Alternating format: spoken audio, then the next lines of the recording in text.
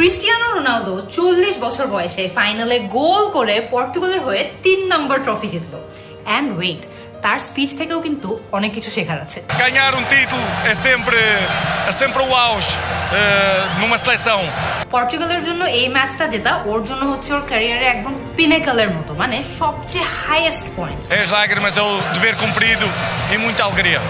এই ফ্রেজটা শুনে আপনাদের অনেকের মনে হতে পারে যে এটা তো ডিউটি হ্যাজ বিন ফুলফিলড হওয়ার কথা, কিন্তু এর ভার্বটা কোথায়? ফুলফিলড কথাটা এখানে একটা পার্টিসিপল, বাট এটা এই সেন্টেন্সে কিন্তু একটা অ্যাডজেক্টিভের মতো কাজ করছে এবং এইখানে একটা ডিউটিকে যে সম্পূর্ণভাবে শেষ করা হয়েছে সেটা বোঝাচ্ছে। Há de ser uma emoção especial, acabou por verter ali algumas lágrimas. De onde é que elas vieram? Shed a few tears কথাটার অর্থ হলো চোখ থেকে একটু পানি পড়া। সো এটা কিন্তু চাইলে ইজিলি বলা যায় falling tears, but that doesn't sound as good. So আমাদেরকে এই ক্ষেত্রে বলতে হবে I shed a few tears অথবা you shed a few tears. Se perguntam-lhe quando é que vai acabar, eu pergunto-lhe se não lhe dá mais fome ainda.